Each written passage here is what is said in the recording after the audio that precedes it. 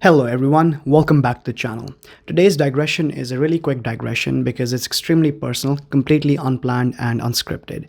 The topic that I'm focusing on is the increase in racism and violence in Vancouver. Now, when I say racism, I'm being specific to racism against Indian origin immigrants. But when I say violence, I'm talking about general violence, so regardless of your color, race, or religion. Before I dive into these two topics, I just want to state that I had no intentions of ever publicly talking about my experiences. But then a certain event happened in my life last week, and I've decided I can't stay quiet about these things anymore. Now, I'm going to try and keep this really brief and quick because I don't want to talk about this at length. So, let's start with the violence aspect. I've been in this country for about 15 plus years now, almost 16 years. 14 of those have been extremely peaceful. I haven't seen or experienced much violence. And I'm not saying that it doesn't happen, but luckily, fortunately, I haven't seen or experienced much of it. But since last year, the amount of violence that I've seen and experienced, the amount of violence that my friends have seen and experienced, and my acquaintances has gone up significantly. Almost a year ago, I was the victim of a random act of violence where an individual under some form of mental episode, some form of mental distress, and under the influence of drugs randomly targeted me and attacked me. Now, they used a machete and their intentions were to completely end me. Somehow, I was able to gain control of the situation and I managed to come out relatively unharmed. The suspect was arrested and there's a whole court case that's going on. And this is not to say that my whole life wasn't turned upside down, inside out because of this. I lost my job over this. I've had to deal with the nightmares that have come after this. It's not something you just easily brush aside and then continue your life with. And the way I tried to process this when it happened was by telling myself that this is one of those once in a lifetime things. And boy, was I wrong about that. Since then, I have seen and experienced more acts of violence than I have throughout the entirety of my life. Like, I genuinely mean it. Just these last 8 months have been extremely horrible. I take BC public transit to get around. That's my main way of, getting around Vancouver. And just these last 7 or 8 months, I must have seen at least a dozen fights. I think I've tried to break at least a dozen fights. I've seen people, and it's the usual suspects, right? Like, it's the people that are undergoing some form of mental distress or they're on the influence of some drug. And they'll try and randomly start a fight. They'll randomly try and assault you. They'll randomly threaten you. They'll randomly pick you as a target. And they get, and they really don't care what happens to them. I've seen people get assaulted with random blunt objects. I've seen fist fights break out. I've seen a person threaten another person with a skateboard. That turned pretty violent pretty quickly. Luckily, we were able to gain control of the situation. And what happens in these situations is the victim stays quiet about it and the assailant just gets off the bus and then they just go about their way like nothing happened. I've seen it happen at least twice where someone was assaulted and the assailant just went away. I've been threatened multiple times on the bus where, some person clearly either they're on some crazy drug or they're undergoing a mental episode where I had a person sitting in front of me and they turned around, looked directly at me and said that I need to stop staring at them or they were going to cut me open. I don't know what was going through their head, but I just changed my seats. Anyways. And, I have had friends that have experienced violence. I had a friend that was nearly stabbed. He got really lucky. I had another friend that experienced violence as well. He also got really lucky. And it seems that the amount of violence is just escalating. In fact, if you are in Vancouver's downtown, you have these ramen haircut, broccoli haircut bros running around that seem to have become extremely confrontational for no reason. Like, I don't know if they're doing it for clout or if they want to do it so that they get noticed. I don't know what the agenda is, but the tactic now is that they'll try and block your path, hoping you bump into them, which they then use as an excuse to assault you.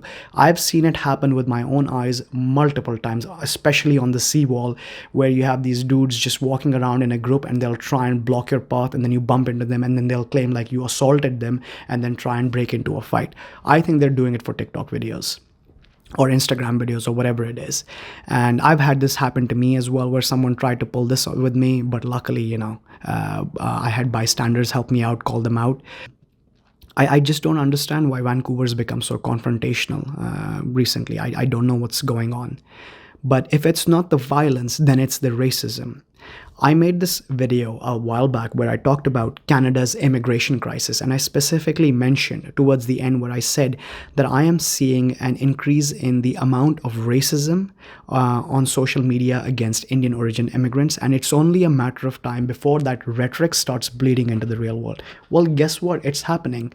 And the surprising thing is that I never thought I'd be one of the victims, but here we are.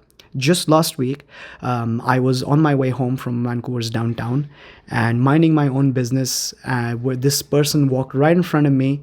They spat on my face, saw me, spat on me, and then walked away like it meant nothing.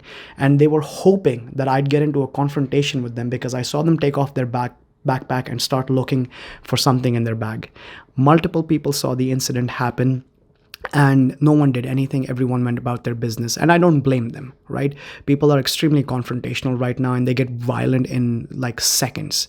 And I've been sick since then. I don't know what was in that person's mouth, but I've been sick since then. I'm on the mend now, but I've been sick for well over a week, and it's left me completely like I don't know how to process this situation.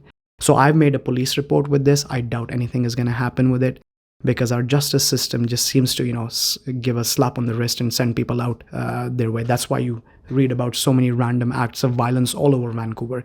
You have people that desperately need help, but they're being let out into the streets. If you're a frequent social media user, ignoring TikTok for a second, Reddit has become, or Canada specifically, has become one of the worst places where people are openly talking about, how they should respond to Indian origin immigrants, how the Indian origin immigrants need to be treated. You have people talking about Indian origin immigrants in such horrific ways, like they're constantly calling them stinky, they're constantly calling them unhygienic, constantly calling them third world rats. Like, this is belittling people to absolutely nothingness.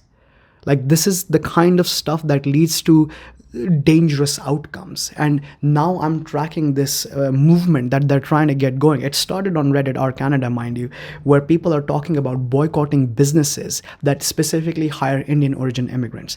Now, look, I understand that we have some bad immigration policies. I get that some people have gamed the system to come in here, but do we need to bulk every Indian origin immigrant into one bucket and then start acting racist towards them?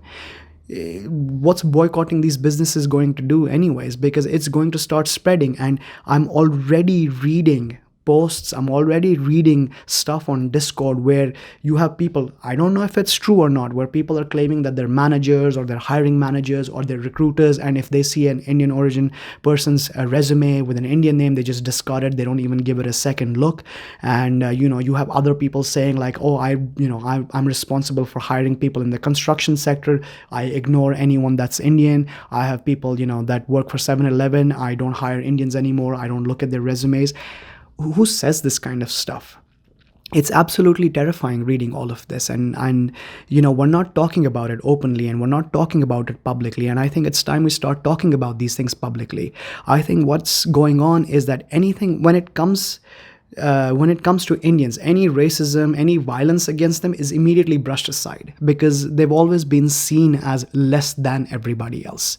And I know for a fact that there are a lot of Indians that have talked about their experiences on TikTok, and they've been shut down almost immediately by other people simply saying like, well, go back to your country if you don't like it here. And Vancouver is notorious for this as well. When you start talking about these incidents, they immediately tell you to go back to your country, or they immediately tell you, well, I've never experienced it. But anyways, I don't want to turn this into a rant. I just wanted to get it out there that there is an increase in violence in Vancouver. It's why we read about a lot of these stabbings. It's why we read about a lot of these random acts of violence.